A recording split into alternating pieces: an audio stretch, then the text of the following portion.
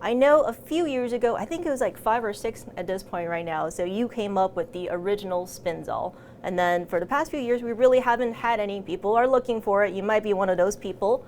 So let's talk about I this. don't even have, I can't get them. I can't We only even have get like them. this. Yeah. Dave brought this one. Yeah. But we were looking at, let's talk about the Spinzall 2.0. Can you talk a little bit about, what work you've done on it to kind of improve it? What's different between the Spinzall 2.0 versus the original? Sure, I'd love to. So, one of the things that we do at Booker and Dax is we're very customer oriented. So, it doesn't matter how long ago you bought your unit. If you have an issue, we can't necessarily fix everything, but we're going to try our best to fix what's going on. So we kept very careful records of kind of what was working and what wasn't. And so we did a lot of changes around the problems people were having. So this isn't going to make a whole lot of sense if you didn't have the original, but the primary problem we had is that a lot of people in Europe and Asia wanted the unit, and it was 110, right? Yep. So if you take one of the old units and you plug it into 220 voltage, gone. So so typically what would happen is that you'd ship this, relatively expensive to ship it back and forth, right? You'd ship it over to Europe or to Asia, and then it's fine when they're plugging it into a transformer, and then someone would plug it into directly into the circuit, and boom, gone. The new unit inside is DC powered. There's actual like kind of laptop power supply in here. Okay. So even though it's got an American plug on it, you can plug it into any voltage anywhere in the world, and it's not going to blow up. That's perfect. Yeah. Now it's only rated for the U.S., right? But so our theory is that, well, you can take it with you when you travel and use it all over the world. So it's native voltage everywhere. Okay, great. And in terms of performance, are there any differences? Are there any functionality to how people use it? It spins slightly faster, so it's going to be slightly better at clarifying than the old one.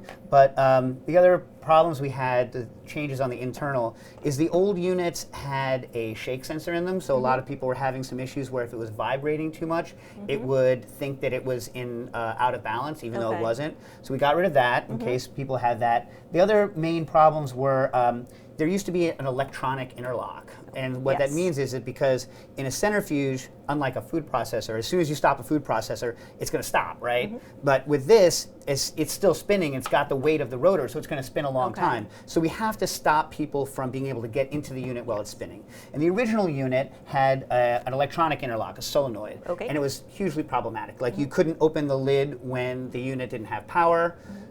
You couldn't, if the solenoid was having a problem, it wouldn't open right. It was always causing problems, this interlock.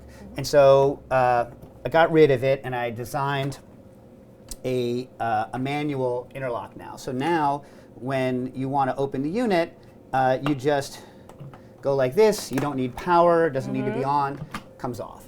Right? That's awesome. Right? I know we've gotten emails of people like, I can't open my Spinzall. That is yeah. So then some more things that we've changed is that a lot of times people, they would run it like maybe when they shouldn't, or they would have different problems, and the bearing would get damaged in the lid and not replaceable. Now replaceable. Okay, so great. the bearing is replaceable. So we did a lot of work on the lid and the interlock system. And you can see here, you see how that's got like a little hex shape in the top? It's like a hexagon. Yes, yep. And that's how the interlock works. When it's spinning like this, you can't, there's a hexagonal plate in here, you can't lift it off when it's spinning. And then this lines it up, and so you can lift it off.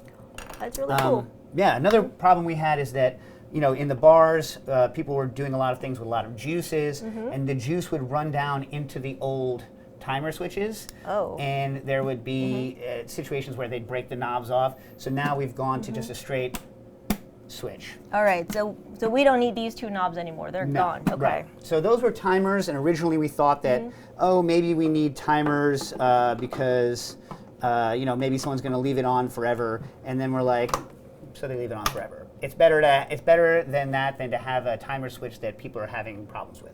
Some people are going to miss the ding. I say just put a dinging note on your phone. Sure. Here's another thing we changed. The old lid, the old cap rather, had a gasket that would always get lost. And so if you go out into the field, you would see people blue taping their caps onto their lids. This was redesigned with a taper fit now, so no gasket. It's never going to need to be taped down. Nice. And we, instead of pumping from the center like the old one is, we're pumping on the edge, so it's going directly into where the rotor is. The rotors, good to say, are compatible. So your old rotor will work in a new unit. Oh, very cool.